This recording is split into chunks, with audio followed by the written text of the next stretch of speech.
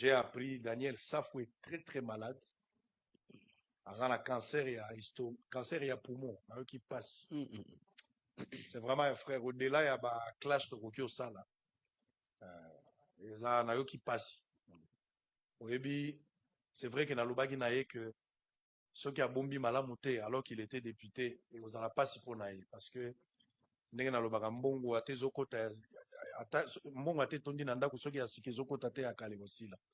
Soki Daniel Safou azalaki koto ndenge azalaka na biso lokola député ata alongwaki bien que na suka komaki awa kowelela mbongo na bandeko na biso baveugle na balabala lokola lisalisi aveugle ekomaki pasi okota na hotel boye okota na restaurant boye ozomona député azosenga koleka na lisalisi aveugle esalaki biso pasi mais tomesana na buzoba na ye soki aza koto oyo ata diamba aza nango te toyebi ndenge tosalisaka c'est vraiment un frère ata ya niongo akokozwa mais olia vana na environnement oyo ata azangi boule ya diamba bandeko bakokosalisa ye Safou se retrouve de l'autre côté sikoyo Rwanda AFC M23 bakopesa eloko nini au-delà de ça passe makambo nazoloba c'est une vérité nazolanda nanga yebi kaza malade longolanga mwa plan yazoba nono hapana muperoro murara muriri bozoyokana te et le garçon est très malade naza très touché au-delà on a kokoloba mais boye ba l'information est vraie et vérifiable le gars est très malade je pense que Nzamba salisa ya bika tolito mona Daniel Safou en tout cas Safou soko sala vidéo senga pardon na mboka ndenge traisaki zonga traitement za koto frère pardon on veut pas te perdre oza quand même utile pour na mboka lokuta na yoko seksano ça nous fait. La bataille de l'information devient également stratégique. Les informations provenant des zones de combat doivent être considérées avec prudence. Dans un contexte où chaque camp cherche à démontrer ses succès militaires, les annonces de conquête, de reconquête, de pertes infligées à l'adversaire ou de fuite des combattants peuvent rapidement devenir des instruments de guerre psychologiques. La vérification indépendante des informations est donc essentielle, notamment concernant les pertes humaines, les changements de contrôle territorial et l'implication éventuelle de forces étrangères.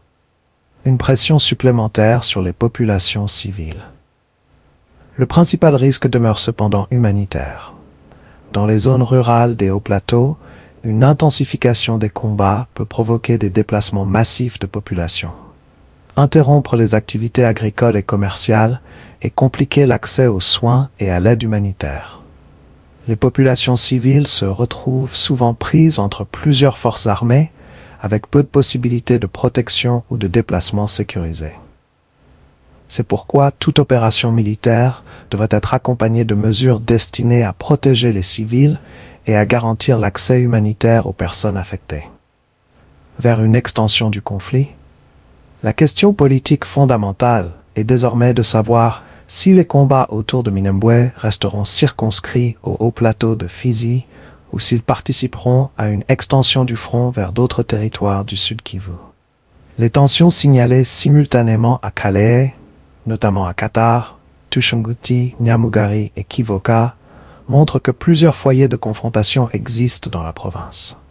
Si ces différents fronts venaient à se renforcer mutuellement, le Sud Kivu pourrait connaître une nouvelle phase de fragmentation militaire, compliquant davantage les efforts diplomatiques engagés pour parvenir à un cessez-le-feu.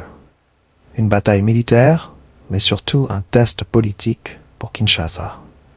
Pour le gouvernement congolais, les combats de Minembwe constituent un test majeur.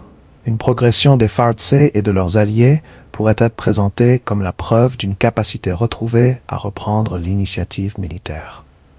Mais une offensive militaire ne suffira pas, à elle seule, à régler les causes profondes de l'instabilité. La reconstruction de l'autorité de l'État devra également passer par la protection des civils, le désarmement des groupes armés, la réconciliation communautaire et la restauration des institutions dans les territoires concernés. Minembwe rappelle ainsi une réalité fondamentale du conflit dans l'est de la RDC. Tant que les dimensions militaires, politiques, communautaires et régionales resteront imbriquées, chaque victoire militaire risque de ne constituer qu'une étape temporaire plutôt qu'une véritable solution à la crise. Dans l'attente de confirmations indépendantes sur l'évolution des combats, leur bilan et le contrôle des différentes localités, la situation dans les hauts plateaux de Fizi doit donc être suivie avec la plus grande prudence. C'en est terminé pour ce sujet. Nous vous invitons à aimer cette vidéo et à vous abonner et activer la cloche de notification afin de ne manquer aucune de nos analyses et réflexions consacrées à la situation en République démocratique du Congo et partout dans le monde. Souvenons-nous qu'il ne faut jamais trahir, car nous n'avons qu'un seul pays. Nous vous remercions avec un profond sens du patriotisme pour votre attention. Sud Kivu, les combats autour de Minembwe révèlent une nouvelle phase de la guerre dans les hauts plateaux. Bienvenue sur SkyZ Plus 243, votre chaîne d'information. Nous vous invitons à aimer, commenter et partager cette vidéo afin d'accroître sa visibilité et de permettre au plus grand nombre de suivre l'évolution de l'actualité en République démocratique du Congo et ailleurs.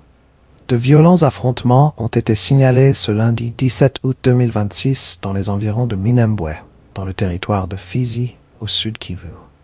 Selon les informations rapportées par des sources locales, les FARDC, appuyés par les Wazalendo, ont engagé des combats contre une coalition composée de Twirwaneho et Red Tabara, présentés dans ces mêmes sources comme alliés à l'AFC M23. Les affrontements se concentreraient notamment autour de Nyaruhinga et Mukoko, deux localités des hauts plateaux de Fizi. Ces informations n'ont toutefois pas encore fait l'objet d'une vérification indépendante permettant d'établir avec certitude l'évolution des positions militaires ou le bilan humain. Une offensive qui dépasse le seul enjeu militaire. Au-delà des combats eux-mêmes, la bataille autour de Minembwe possède une dimension politique particulièrement importante.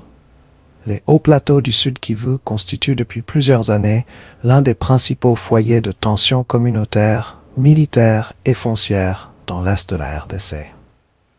La multiplication des groupes armés et des alliances mouvantes transforme chaque offensive en un événement susceptible de modifier les équilibres locaux.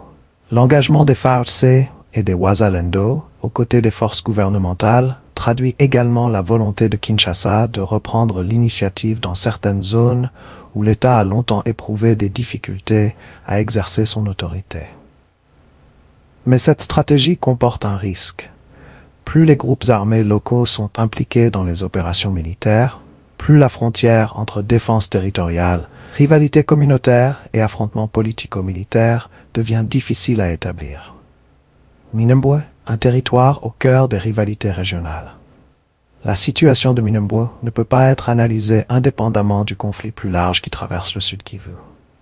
Les autorités congolaises accusent régulièrement le Rwanda de soutenir l'AFC M23, tandis que Kigali rejette ces accusations et affirme que ses préoccupations sécuritaires sont notamment liées à la présence des FDLR. Dans ce contexte, l'apparition ou le renforcement d'alliances entre différents groupes armés du Sud Kivu peut être interprété comme une extension du conflit régional au-delà des zones traditionnellement associées au M23. Le risque est alors de voir le Sud Kivu devenir un théâtre où se superposent plusieurs conflits. Affrontements entre Kinshasa et les groupes armés, rivalité communautaire, compétition pour le contrôle territorial et confrontation indirecte entre puissances régionales.